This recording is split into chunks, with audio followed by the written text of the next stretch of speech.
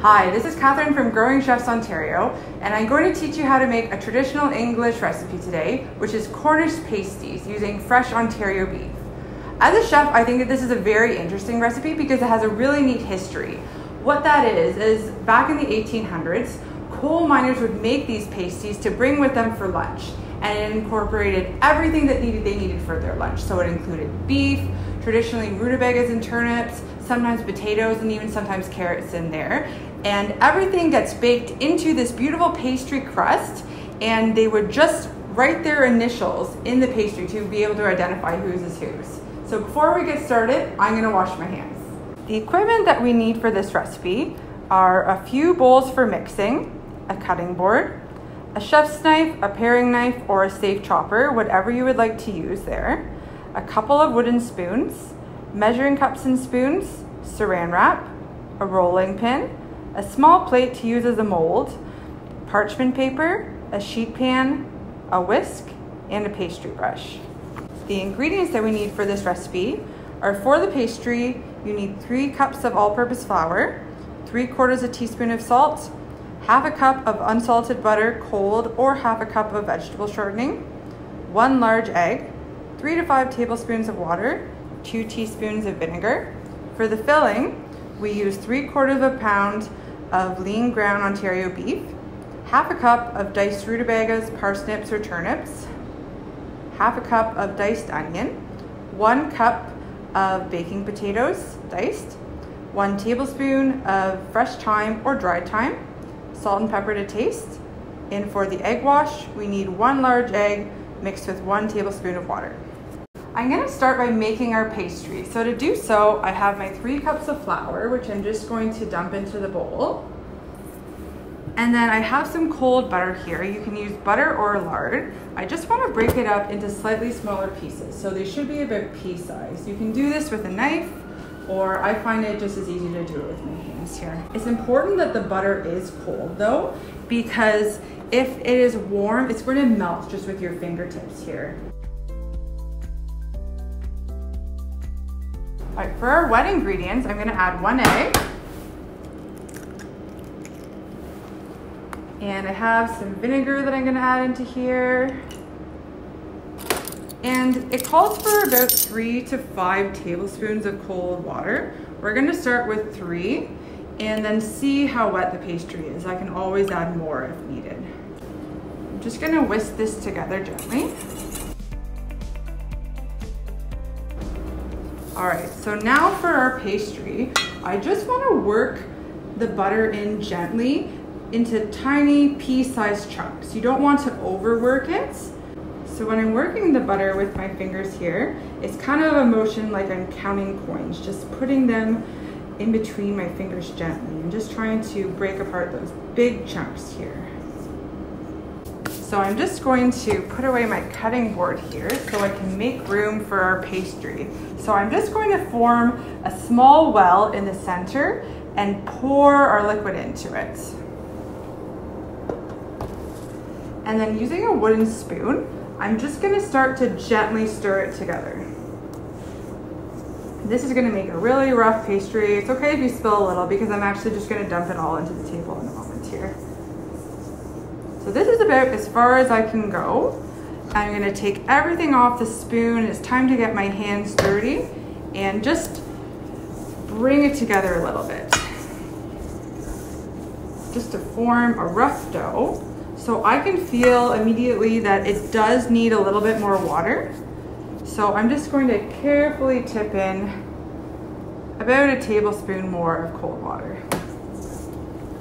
It's important when you're making the pastry that you don't knead it too much because that makes too much gluten in the pastry, and gluten is what gives it a chewy crust. We want this to be a really nice flaky crust. So my dough feels pretty good here. Just gonna tip it out onto the counter just to give it a last kind of bringing together. And you can see that really it does look quite rough at this point. After we rest it for about half an hour, it's going to look much better. So I'm gonna cut my dough in half, and then each half is gonna be cut into 3 different pieces. And then I'm just going to take a piece of saran wrap and individually wrap each portion into a small disc by flattening it into a disc before we roll it out. It's going to chill a lot faster and be a lot easier to roll out. We're gonna put together our filling now, and I'm gonna start by peeling our potatoes. So when you're peeling the potato, just to be safe, make sure that you're always peeling away from yourself, not towards your skin here. I'm gonna dice our potato, and it's important with all of the ingredients that are going into this recipe that we have a very small dice. Because nothing's being cooked before we're putting the filling into the pastry, everything needs to be a consistent size as well so that it cooks through completely and there's no raw bits of potato or onion in there. So I'm just slicing this, so it's about 1/2 centimeter thick.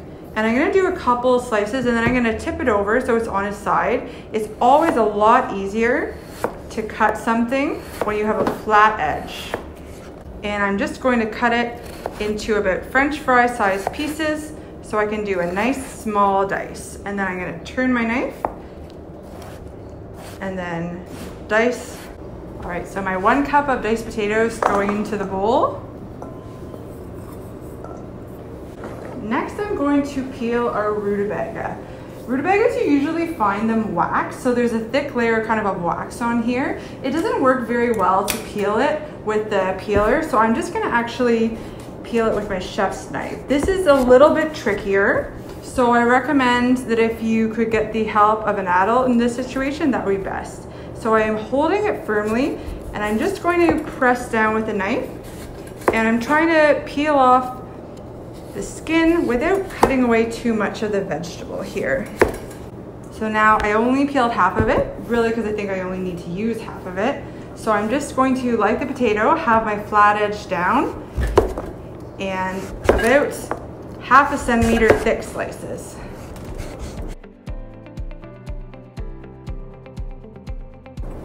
Here we go, so that's 1/2 cup of rutabaga right here. So I'll put the rest aside for now. And I'm gonna dice my onion. So I have a nice white onion here. I always get asked as a chef if there's a trick to not crying, and just have a sharp knife is the best answer I can give you for that, and get it over with quickly. So I'm going to need about 1/2 cup of onion, which will probably be about half of this onion here. I've cut it in half and kept the root end intact. And what I wanna do to dice it nicely is just with my knife, follow the lines on the onion and keep going at about 1/2 centimeter intervals, not cutting all the way to the root, but most of the way there. And I'm just going to slightly angle my knife as I do the other side there.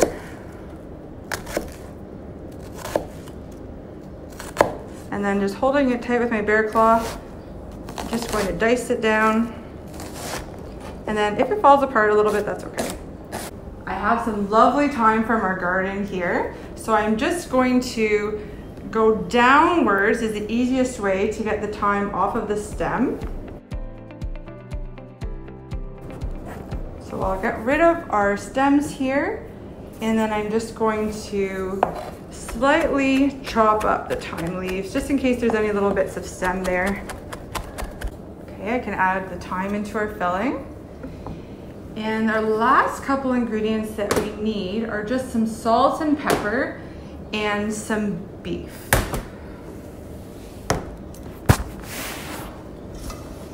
Now I'm just gonna tip all of this 3/4 pound of beef into here.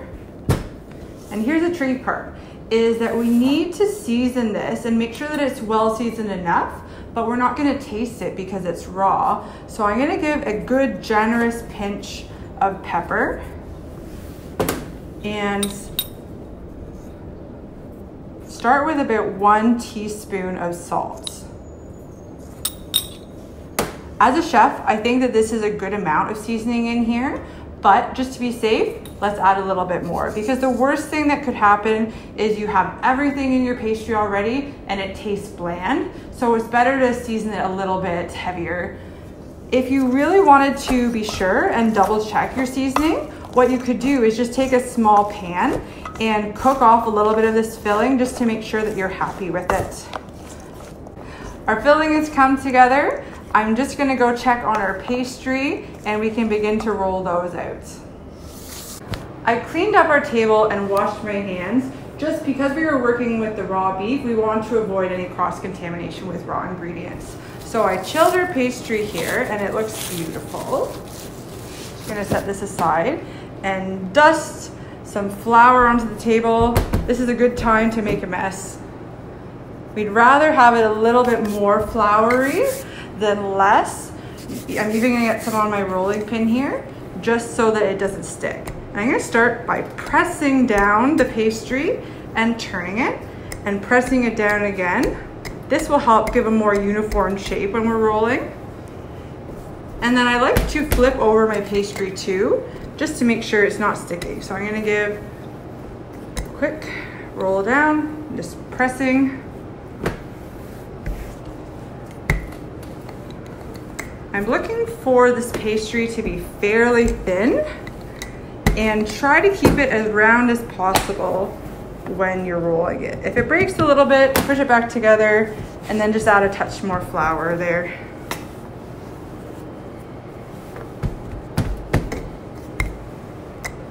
So we're aiming for about an 8-inch circle, about the size of a small dinner plate. So once you have rolled out your pastry, pick it up and put it back down. It will stretch and then shrink back up again, so you know the actual size. So from here, I'm just going to use this plate as a bit of a rough guide. It doesn't quite hit the edges in all the spots, but that's okay. When I crimp it up, it'll all come together nicely. I'm just cutting it with a paring knife on the metal surface here.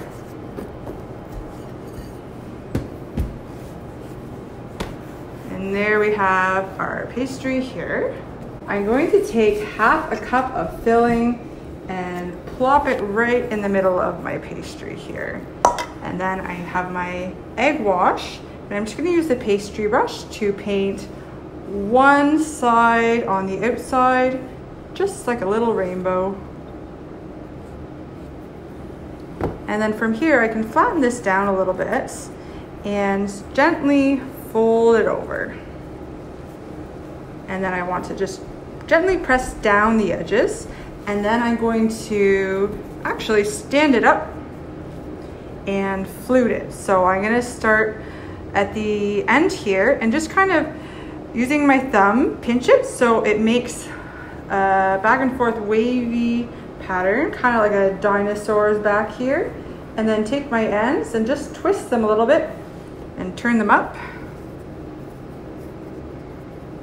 so that I have my nice pastry here.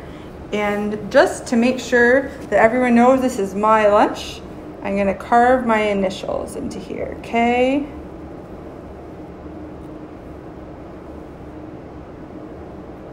J. So I'm going to do an egg wash on my pasties to make sure that they're nice and shiny, and then they're ready to go into the oven.